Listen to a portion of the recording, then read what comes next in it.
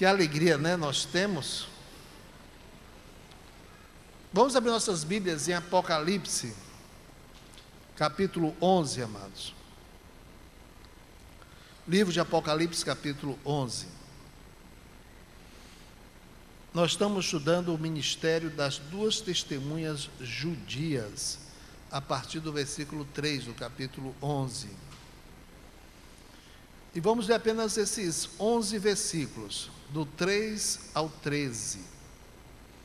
E diz assim a palavra de Deus: E darei poder às minhas duas testemunhas, e profetizarão por 1260 dias, vestidas de saco. Estas são as duas oliveiras e os dois castiçais que estão diante do Deus da terra. E se alguém lhes quiser fazer mal, fogo sairá da sua boca e devorará os seus inimigos. E se alguém lhes quiser fazer mal, importa que assim seja morto. Estes têm poder para fechar o céu, para que não chova nos dias da sua profecia, e têm poder sobre as águas para convertê-las em sangue, e para ferir a terra com toda a sorte de pragas, todas quantas vezes quiserem. E quando acabarem o seu testemunho, a besta que sobe do abismo lhes fará guerra, e os vencerá e os matará. E jazerão os seus corpos mortos na praça da grande cidade que espiritualmente se chama Sodoma e Egito, onde o nosso Senhor também foi crucificado. E homens de vários povos, tribos e línguas e nações verão seus corpos mortos por 3 dias e meio, e não permitirão que os seus corpos sejam postos em sepulcros. E os que habitam na terra se regozijarão sobre eles, e se alegrarão, e mandarão presentes uns aos outros, porquanto estes dois profetas tinham atormentado os que habitam sobre a terra. E depois daqueles dias e meio, daqueles 3 dias e meio, o Espírito de vida vindo de Deus entrou neles, e puseram-se sobre os seus pés, e caiu grande temor sobre os que os viram. E ouviram uma grande voz do céu que lhes dizia: Subi para aqui. E subiram ao céu em uma nuvem, e os seus inimigos os viram. E naquela mesma hora houve um grande terremoto, e caiu a 10ª parte da cidade, e no terremoto foram mortos 7.000 homens. E os demais ficaram muito atemorizados e deram glória ao Deus do céu. Vamos orar. Pai querido, em nome de Jesus, te agradecemos pela tua palavra, e agora pedimos a tua bênção para o estudo da tua palavra, em nome de Jesus. Amém. Nós queremos falar hoje, são apenas 13 versículos, e embora seja um assunto que exige uma certa complexidade, eu tentei transformar isso de uma forma mais simples, para uma mensagem só. Primeiramente, amados, eu queria que a gente recebesse uma exortação de Deus.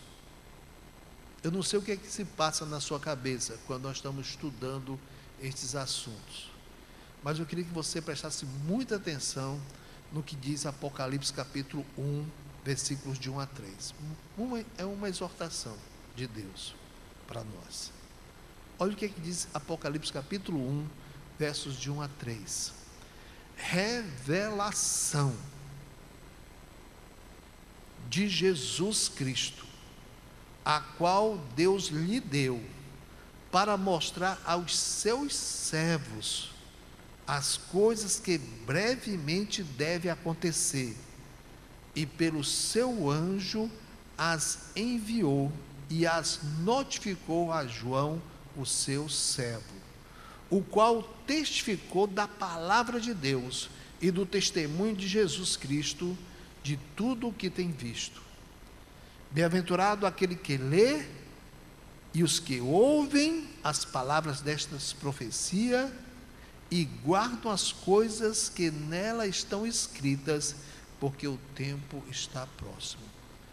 Nenhum outro livro da Bíblia ordena que nós leiamos e estudemos, somente o livro de Apocalipse. Olha só, a revelação que Jesus deu para mostrar a quem? Aos seus servos, para mostrar a nós. E essa palavra foi testificada, assinada por Jesus. E ele disse: bem-aventurado, muito abençoado aquele que lê, e aquele que ouve, e aquele que guarda, que entende e agora se compromete, porque o tempo está próximo. E lá no final de Apocalipse, agora, capítulo 22, por favor, lemos uma exortação do capítulo 1 e agora do capítulo 22 de Apocalipse, lá no fim de Apocalipse, capítulo 22, versos 16 e 17. Apocalipse 22, 16 diz: eu, Jesus, enviei o meu anjo para vos testificar estas coisas nas igrejas. Essa mensagem ele mandou que fosse pregada nas igrejas. Eu, Jesus, enviei o meu anjo para vos testificar estas coisas nas igrejas. Eu sou a raiz e a geração de Davi e a resplandecente estrela da manhã. Jesus coloca a sua autoridade. Olha, eu dei para os meus servos, para nós, e eu dei para as minhas igrejas, para que as minhas igrejas, o meu povo, ouça, compreenda. E o versículo 17 diz: e o Espírito Santo e a igreja, a esposa, dizem: vem. E quem ouve, diga: vem. E quem tem sede, venha, e quem quiser, tome de graça da água da vida. Estudar o livro de Apocalipse, pelo menos de uma forma que possamos entender as coisas principais, é uma obrigação nossa. O Senhor Jesus nos mandou que fizéssemos isso na igreja. E você tem observado uma coisa muito importante, que eu tenho falado aqui. Quando nós estudamos Apocalipse, ou as profecias, nós somos obrigados a passar por toda a Bíblia, porque tudo que está na Bíblia, as bases de Apocalipse estão no restante da Bíblia. Nós entramos na Bíblia inteira. Então, não estamos fazendo aqui nenhum exercício de intelectualidade, ou apenas uma coisa de curiosidade. Nós estamos aqui dentro de uma missão dada por Jesus. Diga, essa revelação foi dada para os servos de Deus. Você é servo de Deus? Então é para você. Para ser pregado, ensinado isso, aonde? Nas igrejas. Aqui é uma igreja do Senhor, então ensinamos estas coisas. Bem-aventurados são aqueles que leem, que ouvem e que guardam estas coisas. Então nós estamos explicando nessa introdução que o livro de Apocalipse faz algumas vezes alguma parada na narrativa cronológica. Aqui fizemos uma parada entre a sexta e a sétima trombeta, porque ele queria explicar alguma coisa que está acontecendo nesse íntere. Ele já tinha feito isso, né? No capítulo 7, ele já tinha começado a falar sobre os selos, e no capítulo 7 ele para dizer que antes, no começo dos selos, os 144.000 serão selados, né, que serão as testemunhas do Senhor Jesus, os judeus, na tribulação. E agora ele faz uma outra parada para explicar também uma outra coisa que vai acontecer nessa primeira parte da tribulação, nesses primeiros 3 anos e meio. Eu só quero que você dê uma olhadinha, é só dar uma olhada no seu livro de Apocalipse, no versículos 1 e 2, né? Lembrando que ele fala do templo sendo medido durante a tribulação. Significa que o templo será reconstruído no começo da tribulação. Quanto tempo ele levarão para reconstruir o templo? Nós não sabemos. Mas certamente, após o arrebatamento da igreja, até o começo da tribulação, que é quando o anticristo faz um pacto com Israel, nós temos aí talvez alguns meses, e também no próprio início há uma pressa de fazer o templo, faz parte do pacto do anticristo com Israel. Então você lê o versículo 11, o capítulo 11, versículo 1, ele fala que manda medir o templo, sinal que o templo será reconstruído, né? Hoje, no local, na esplanada do templo, tem uma mesquita muçulmana, mesquita de Al-Aqsa, e tem um monumento num local onde deveria ser, com certeza, o local santo dos santos. Há uma ponta de rocha que se acha que ali foi o local onde Abraão ia sacrificar Isaque, e ali é o local do santo dos santos, onde ficava a arca. Os muçulmanos construíram não uma mesquita, construíram um monumento chamado Domo da Rocha. Quando você vê aquela paisagem de Jerusalém, vê aquela coberta de ouro, ali é o Domo da Rocha. Aquele local todo é o local do templo. Então significa que aquele local vai ser destruído, né? A mesquita, o Domo da Rocha, e vão construir o templo novamente ali na época da tribulação. Será construído sob o auspícios, sob auspícios do anticristo, por incrível que pareça. Então diz no versículo 1 que esse templo vai estar lá e ele vai ser medido. Por que vai ser medido? Medida é julgamento. Então os judeus serão julgados naquele período. Eles fizeram um pacto com o anticristo e eles estão sendo agora julgados, porque vai começar na metade da tribulação a grande perseguição contra eles. E eles também falam que no versículo 2 diz que deixe o átrio que está fora do templo, o átrio dos gentios, não meças, não julgue, porque os gentios vão ainda dominar aquela região até que se complete o período da tribulação. Então há uma razão para que se meça o templo e não se meça o átrio dos gentios. O templo representa os judeus entrando em julgamento, e os gentios vão aguardar o julgamento ainda até o final da tribulação.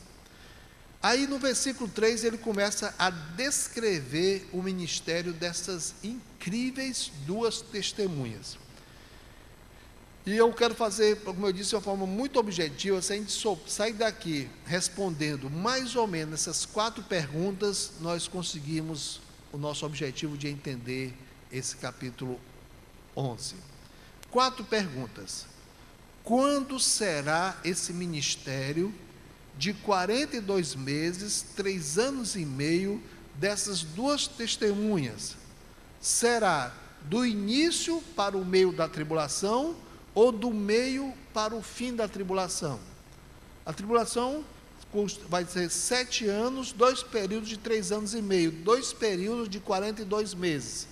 Diz que elas vão ministrar, vão pregar durante 42 meses, 3 anos e meio. Que 3 anos e meio são esses? Os 3 anos e meio iniciais ou os 3 anos e meio finais da tribulação?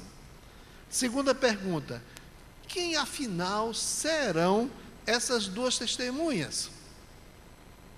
Fala dessas duas pessoas aí, de um poder tremendo de pregar. Quem são? Terceira pergunta: e no que consiste, né? Qual é a natureza do ministério dessas duas testemunhas?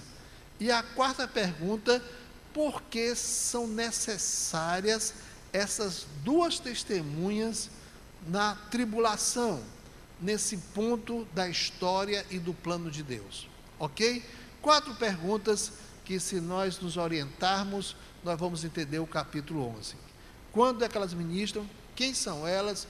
Como é o ministério delas? E por que elas são necessárias nesse período? Então, vamos nos preparar para a gente começar a responder essas perguntas. Primeira pergunta: quando será esse ministério de 42 meses, 3 anos e meio, dessas duas testemunhas? Será do início para o meio da tribulação ou do meio para o fim da tribulação? Você já viu que no nosso gráfico, nós sempre mostramos o gráfico, nós temos respondido isso, né? Será, segundo o que nós temos visto, estudado em Apocalipse, o ministério das duas testemunhas será nos 3 anos e meios iniciais da tribulação. Então será no primeiro período da tribulação, ok? Então nós vamos já desenvolver este assunto, até ver por que algumas pessoas não creem que será na parte final.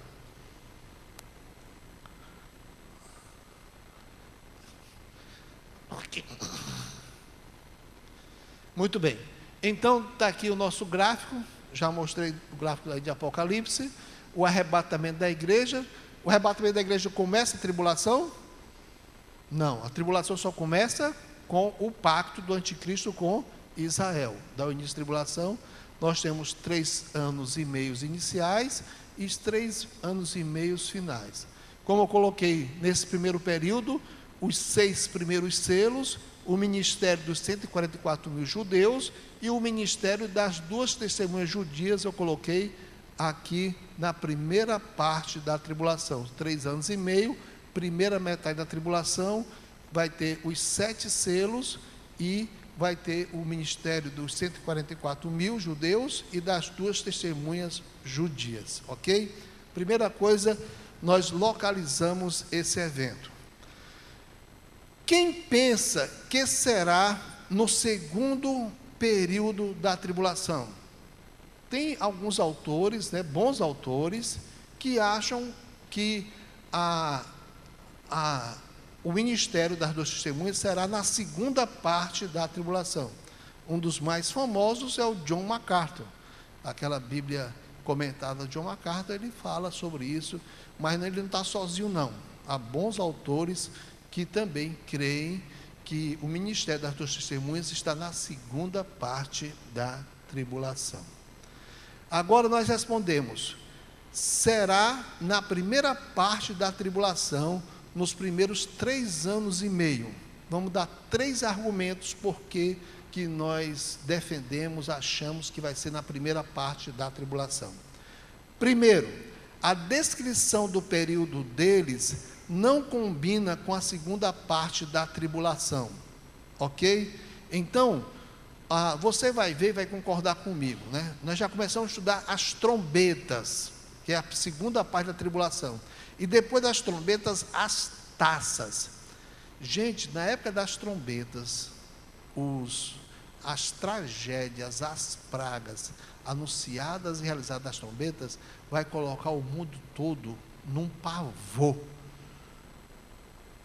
Então, não haverá espaço, não combina com esse ministério de pregação das 2 testemunhas. É só você aguardar. Nós estamos terminando as trombetas, e quando entrarmos nas taças, nas 7 taças, vocês vão ver. O mundo vai estar um caos. Então, não combina a descrição desse período. Segundo, diz que no final do ministério das 2 testemunhas, o que acontece? Elas morrem, elas passam 3 dias e meio sendo expostos os seus cadáveres lá em Jerusalém, daqui a pouco vamos ver isso, e eles ficam lá festejando a morte deles, e ficam trocando presentes, é como se fosse o Natal na tribulação. Depois de 3 dias e meio é que elas vão ressuscitar e vão subir ao céu. Vai ter um terremoto em Jerusalém, vai morrer 7.000 pessoas, vai ter um temor muito grande e muitas pessoas vão se converter. O final do período delas não combina com o final da tribulação. O final da tribulação, o que acontece? A volta gloriosa do Senhor Jesus Cristo, e todo olho verá. Então, o final do ministério dela está muito mais ligado ao meio da tribulação do que ao final da tribulação, se é que vocês me entendem. Terceiro, os sinais e prodígios que eles fazem, isso é muito importante, não terão sentido na segunda parte da tribulação. Por exemplo, eles fazem sinais que vão deixar todo mundo espantado do poder deles. Eles vão transformar água em sangue. Mas isso vai acontecer na segunda parte da tribulação, né? Se você dá uma olhada aí, vai acontecer. Então, se isso está acontecendo já através das trombetas, não vai ser muito espalhafatoso, não vai ser muito chamado a atenção eles estarem fazendo isso. Mas se eles estiverem fazendo isso diretamente, aí sim vai chamar a atenção, ok? Então, o próprio poder deles, de lançar, de sair fogo deles, matar pessoas, transformar água em sangue, mandar parar de chover, só tem sentido se o mundo estiver mais ou menos regular as coisas. Mas se o mundo tiver já isso acontecendo, como vai estar acontecendo na segunda parte da tribulação, não tem sentido isso. Eu queria só que você desse uma olhada, ó, diz aí em Apocalipse capítulo 11, né? Ele diz assim, ó, versículo 6: estes têm poder para fechar o céu, para que não chova nos dias de sua profecia, e têm poder sobre as águas para convertê-las em sangue. Espantoso isso. Agora, na segunda parte da tribulação, Apocalipse capítulo 8, versículo 8, olha só o que vai acontecer durante a segunda trombeta. E o primeiro anjo tocou a sua trombeta, e houve saraiva de fogo misturado com sangue, e foram lançados na terra, que foi queimada na sua terça parte. E diz, e queimou, eu estou lendo no versículo 7, daqui a pouco chego no 8, e queimou a terça parte das árvores, e toda a erva verde foi queimada. E o segundo anjo tocou a trombeta, e foi lançado no mar uma coisa como um grande monte ardendo em fogo, e tornou-se em sangue a terça parte do mar. Então, se isso estiver acontecendo já por causa dos eventos das trombetas, não vai ser tão chamada a atenção para elas. Mas se estiver acontecendo na primeira parte da tribulação, por ação delas, aí vai chamar a atenção para o poder inequívoco da sobrenaturalidade daquelas duas testemunhas. Então, nós colocamos, por causa desses três motivos, o ministério das duas testemunhas durante o primeiro período da tribulação. A segunda pergunta que fazemos nisso é: quem são ou quem serão essas duas testemunhas? Há muitas interpretações estranhas, totalmente absurdas. Os testemunhos de Jeová, eles dizem que as duas testemunhas são eles.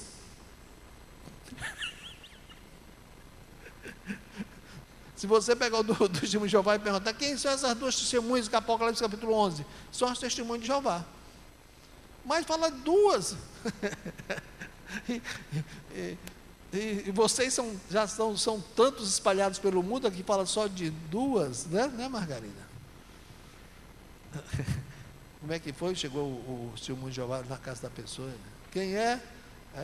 As testemunhas de Jeová. São quantas? Duas. Então fiquem testemunhando entre vocês mesmos, porque eu estou muito ocupado aqui fazendo almoço, né? Disse a dona de casa lá, né? Então, não dá para você interpretar, fazer um malabarismo exegético para dizer que as duas testemunhas são as testemunhas de Jeová hoje, né? Pergunte a elas se elas transformam água em sangue, pergunte a elas se elas têm poder para lançar fogo sobre os inimigos. Os adventistas também têm uma interpretação esquisita dessas duas testemunhas, né? Dizem que é o Antigo e o Novo Testamento. Dá vontade da gente rir, né? Quem são as duas testemunhas? Ele diz, é o Antigo e o Novo Testamento. Quando serão mortos o do Antigo e o Novo Testamento? Mas você vai ver que vai ser interpretação adventista. É o antigo e o novo. A pessoa, assim, tem que fazer essa exegese lá onde é desse texto, né? Os muçulmanos, eles creem também que haverá um ministério de 2 testemunhas. E uma delas é o Muhammad. É Maomé. Pergunte a eles quem é o outro, eles não sabem, mas um deles tem que ser Maomé. Tem que botar o Maomé nessa história aí, né? Colocam isso. Então são interpretações, não tem nada a ver com a Bíblia, esquisitas, né? Totalmente por fora. Vamos nos concentrar nas interpretações bíblicas, daqueles que são sérios, que estudam a Bíblia, e como é que eles interpretam o que serão essas 2 testemunhas.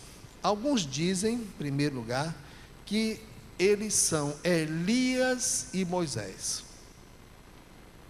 E eles dizem por que eles acham que são Elias e Moisés, né?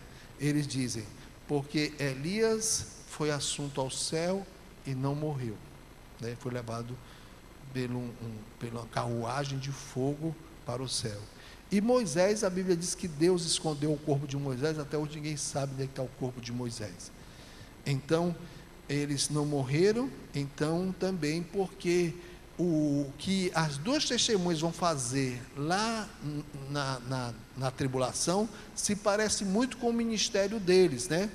Olha, de transformar água em sangue. Moisés, numa das pragas, foi transformar a água do rio Nilo em sangue. Fogo sair deles e matar pessoas. Aconteceu isso no ministério do profeta Elias 2 vezes, uma no Monte Carmelo, quando morreram os profetas de Baal, e outra vez quando o rei mandou buscá-lo, e todos os soldados que iam, Elias dizia assim: eu sou servo de Deus, caia fogo do céu, e matavam as tropas que iam pegá-lo. Então, devido a muita semelhança dos ministérios de Elias e de Moisés, eles também acham que eles voltarão à terra e trabalharão nesse ministério. E também, né, eles dizem que talvez, então afirmam que sejam, por causa da expectativa judaica da vinda de Elias e Moisés. Diz que há 3 expectativas dos judeus: que Elias ainda vai vir e que Moisés ainda vai vir. Ele diz, essa expectativa judaica vai se cumprir lá na tribulação que vão vir. Quem que ensina, quem crê assim? John MacArthur é um que crê assim, e também o Reinhold Federoff, da chamada meia-noite. Ele não chega a dizer, ele diz e não diz. Se você prestar atenção, até na nossa igreja ele pregou aqui, e ele diz, eu não posso dizer que são, que a Bíblia não diz, mas que tem muita aparência que serão. Aí ele fala e diz, eu não posso dizer que a Bíblia não diz, mas que parece, fica dizendo assim. Você pode prestar atenção até no DVD que tem aqui. Não tem aquele DVD da mensagem do pastor Reinhold, né? A segunda opinião, quem são as 2 testemunhas? Alguém diz que são Enoque e Elias. Por que Enoque e Elias? Porque diz que esses 2 com certeza não morreram. Enoque foi arrebatado, né? E Elias também foi arrebatado. Então, como eles não morreram, foram levados ao céu em corpo, eles vão voltar à terra, vão testemunhar de Deus, e agora sim eles vão morrer. Entenderam a lógica? Entendeu?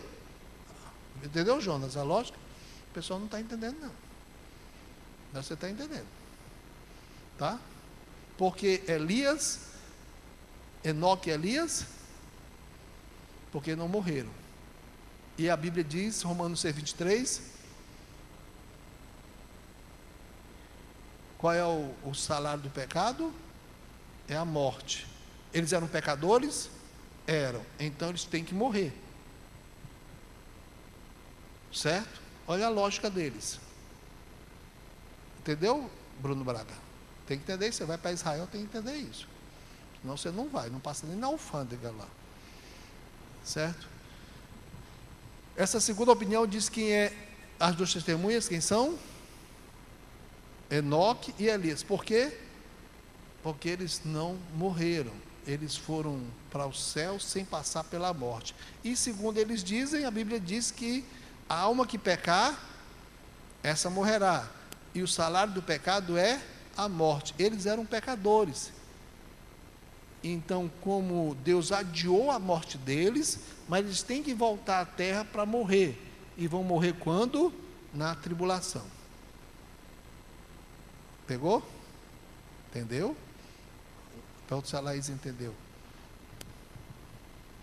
Entendeu? Ok. Gente,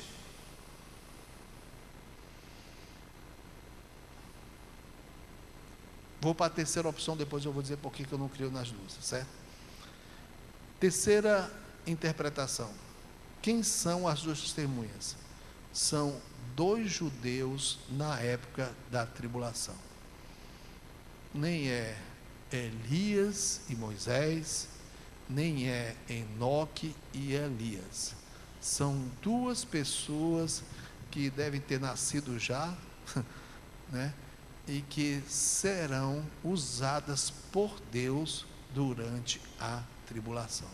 Não é Elias, não será Enoque, não será Moisés, né? Nenhum deles. Certo? Ok? Essa é a minha interpretação. Por que eu digo isso? Por que eu creio assim? Primeiro, porque a Bíblia não diz que é Enoque, não diz que é Elias e não diz que é Moisés.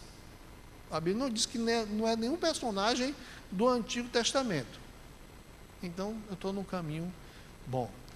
Segunda coisa, o método de Deus, durante toda a história de Gênesis a Apocalipse, foi sempre usar pessoas do tempo dos acontecimentos.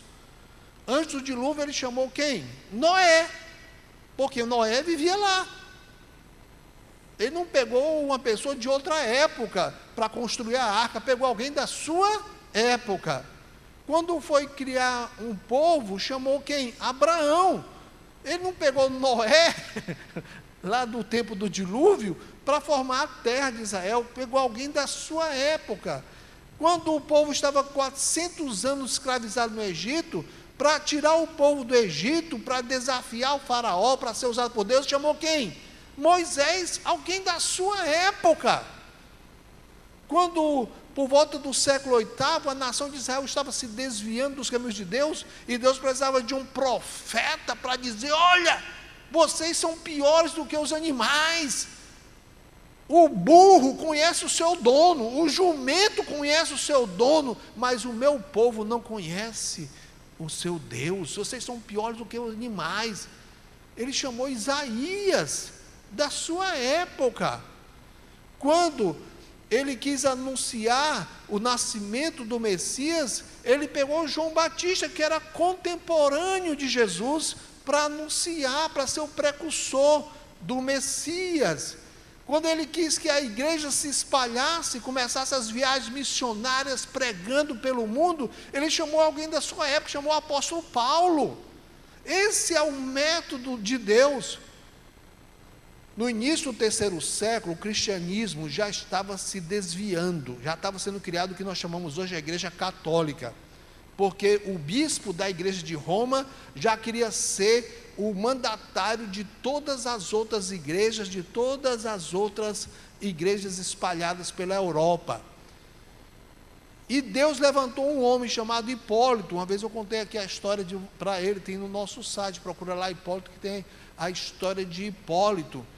Hipólito, ele era um pastor, né, da região ali para onde hoje em dia seria mais ou menos Portugal, e ele vai para Roma, e ele desafia o pastor da igreja de Roma, o bispo da igreja de Roma, e ele diz: você é um ladrão, você é um prepotente, você é um fraudulento.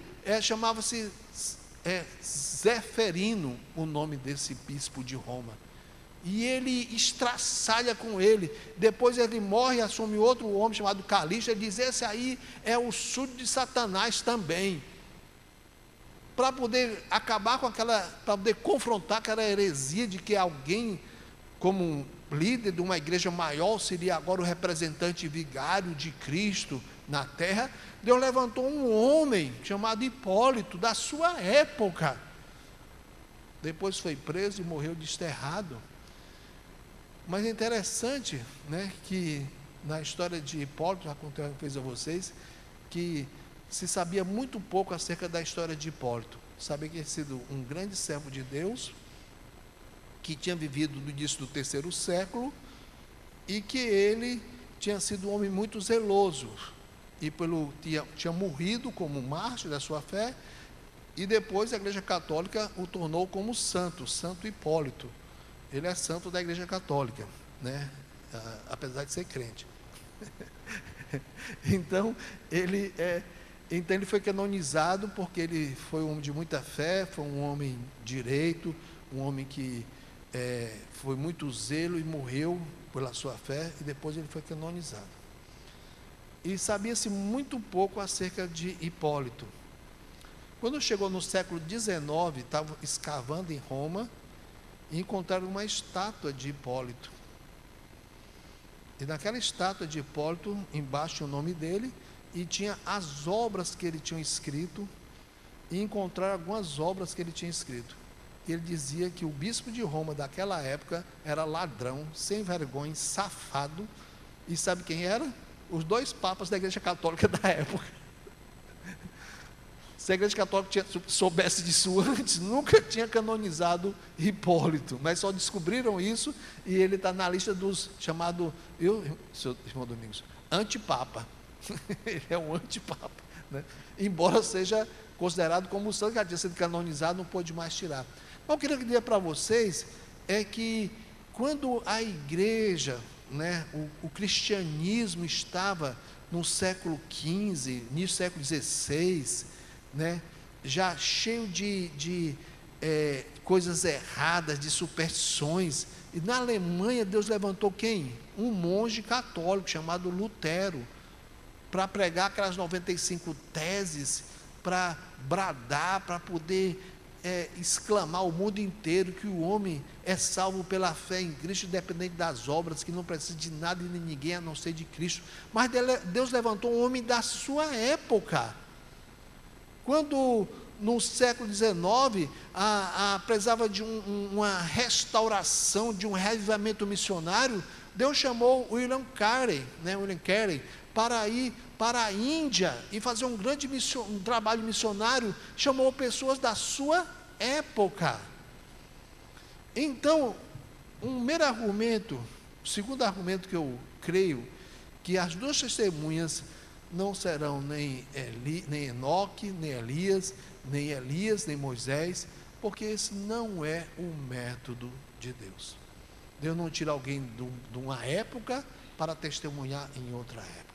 Deus usa sempre pessoas da sua própria geração. É esse o método de Deus em toda a Bíblia. E Bruno, você lembra que eu disse que alguns diziam que tinha que ser Enoque e Elias, porque eles não morreram, eles tinham que voltar aqui para morrer, porque Romanos 6,23 diz que o salário do pecado é a morte, e a Bíblia já declara que a alma que pecar, essa morrerá, e como eles eram pecadores, ele tem que morrer um dia. Lembra disso? Essa conversa não está muito certa não, Bruno. Sabe por quê? Porque a morte de Cristo e a ressurreição de Cristo é para tirar o homem da morte. E ele pode tirar o homem não somente da morte eterna, mas também da morte física também, assim que ele deseja. Por exemplo, se Cristo voltar hoje, nós formos arrebatados, nós não vamos passar pela morte, né? Não vamos passar pela morte.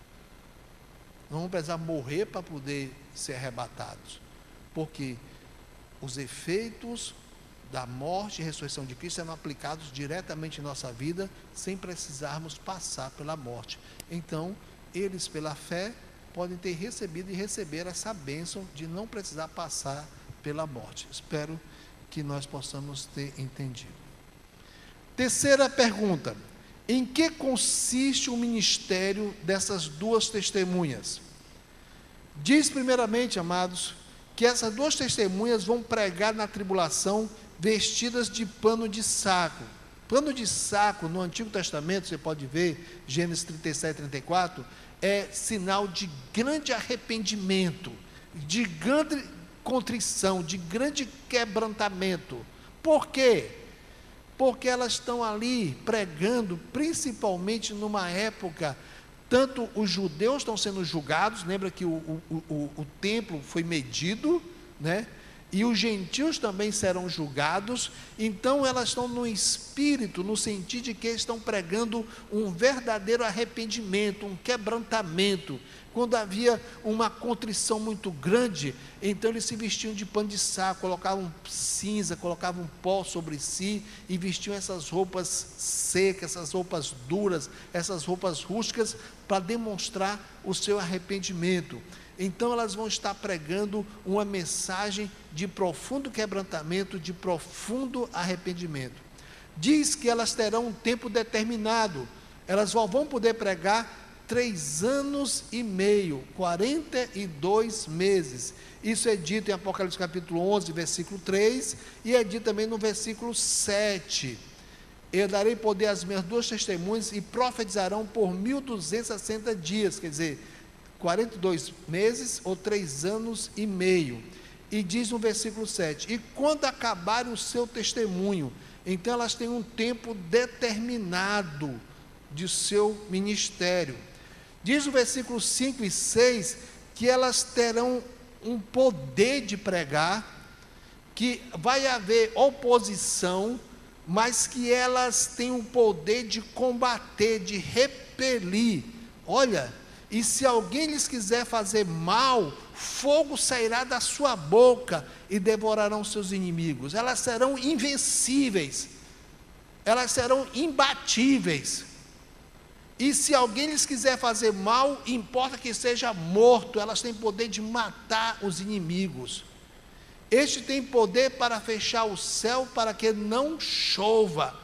Eles nos dias de sua profecia, e tem poder sobre as águas para convertê-las em sangue, e para ferir a terra com toda a sorte de pragas, terremotos, pragas de animais, de doenças.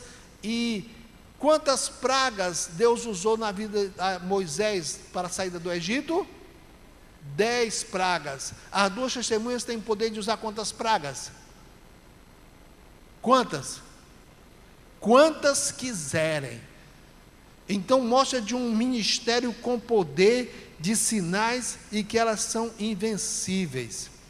No versículo 7 a 12, diz que quando termina o ministério dela, a besta que sobe do abismo, o anticristo, e diz, lhes fará guerra e os vencerá e os matará. Diz que elas têm um tempo determinado, e quando completa o seu ministério, o anticristo vai fazer talvez uma campanha militar contra elas, e as matam. Diz que colocam os seus corpos, as 2 testemunhas, os 2 cadáveres, na praça da grande cidade. E então a Bíblia já nos dá a dica que cidade é essa, onde o nosso Senhor também foi crucificado, que é o quê? Jerusalém. Vão ser colocadas em Jerusalém os corpos delas, né? E é interessante, né? Chama aquela cidade de Sodoma em Egito. Por quê? Porque na época da tribulação, Jerusalém está pactuada com o anticristo. Se o anticristo é do mal, todo tipo de maldade estará sendo permitido ali. Então, é muito importante isso aqui, né?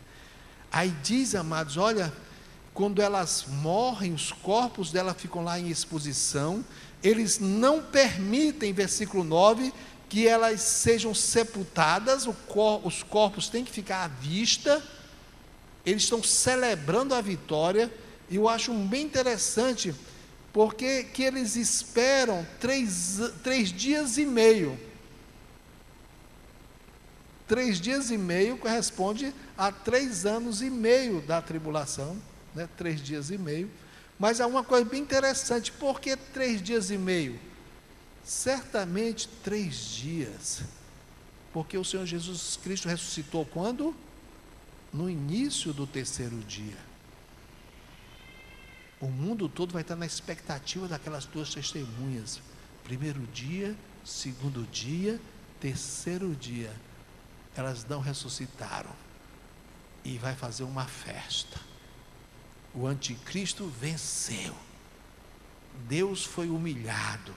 Aquelas duas testemunhas que tinham poder no céu e na terra estão mortas e seus corpos estão apodrecendo e já se passaram os 3 dias. Estão mortas. Deus foi derrotado. O anticristo, Satanás e o falso profeta venceram. Olha só. Versículo 10: e os que habitam na terra se regozijarão sobre eles, se alegrarão e mandarão presentes uns aos outros, porquanto estes 2 profetas tinham atormentado aqueles que escolheram viver sobre a terra, os que habitam sobre a terra. E depois daqueles 3 dias e meio, o Espírito de vida vindo de Deus entrou neles e puseram-se sobre os seus pés. Eles ficaram em pé. Depois de 3 dias e meio, passado todos os prazos, agora eles ficam em pé e todo mundo está vendo. É por isso que eu disse, não tem clima do final da do final da tribulação.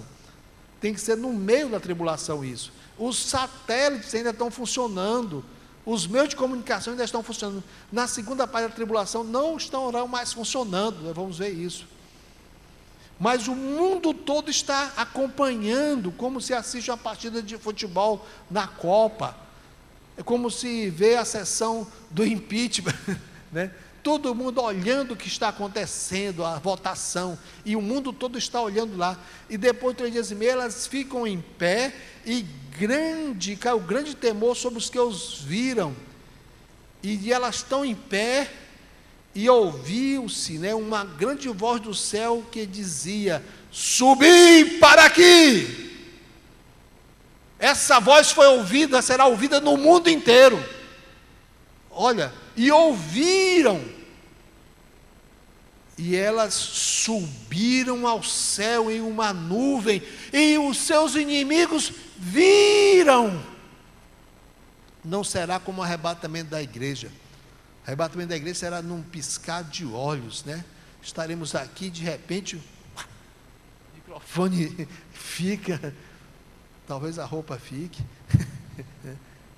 O arrebatamento é iminente, mas também ele é no piscar de olhos, no milésimo de segundo. A terminologia é bem interessante usada, né?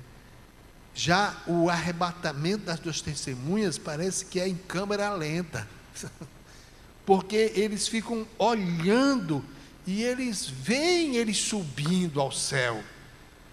E naquela mesma hora, diz aí, né, houve um grande terremoto, certamente em Jerusalém, e caiu a 10ª parte da cidade no terremoto, e foram mortos 7.000 homens.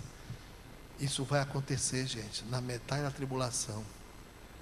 O que Deus está nos mostrando é a reportagem do meio da tribulação, e já está nos mostrando hoje. Você pode pegar isso como o futuro sendo trazido para nós, e já estamos vendo o que vai sair nos jornais, o que vai sair nos noticiários daquela época.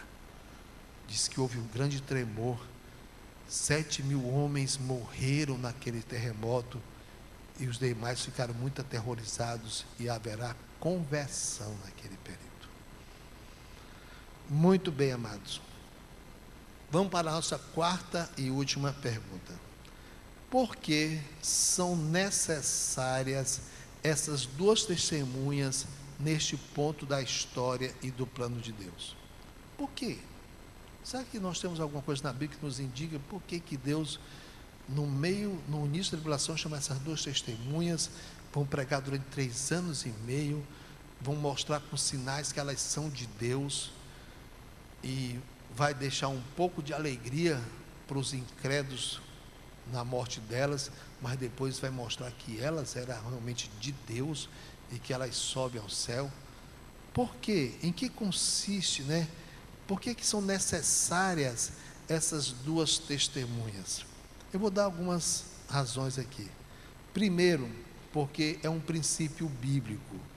2 testemunhas são requeridas em todo julgamento na Bíblia. Deuteronômio capítulo 17, versículo 6 diz: por boca de 2 testemunhas ou 3 será morto o que houver de morrer, e por boca de uma só testemunha não morrerá. Então Deus, no começo da tribulação, começa um juízo, um julgamento das pessoas que ficaram na tribulação, e 2 testemunhas serão levantadas para dizerem que aquele julgamento é justo e é de Deus. Primeiramente, isso não podemos esquecer. Segunda coisa, amados, a linguagem, se você comparar dessas 2 testemunhas, que são chamadas como 2 oliveiras, olha o versículo aí, a partir do versículo 3, versículo 4, essas são as 2 oliveiras que estão diante do Deus da terra. Se você for olhar para o livro de Zacarias, é bem interessante isso aqui, né? O profeta Zacarias, né, está profetizando e tem uma visão. E naquela visão tem o castiçal, a menorá, e tem 2 ramos de oliveira. Depois você dá uma olhadinha, esse versículo está anotado aí, eu só vou contar para você a história. Aí o profeta disse, perguntou ao anjo: quem são essas 2 oliveiras? E parece que o anjo fica impaciente. Ele diz: você não sabe? E não responde a ele. Mais adiante, né, você vai encontrar versículos 12 a 14, o anjo muda de assunto. Aí no versículo 12 o profeta pergunta novamente: mas quem são essas 2 oliveiras que eu vi no meio da menorá lá? Quem são? Aí o anjo acaba tendo a compaixão do profeta, né?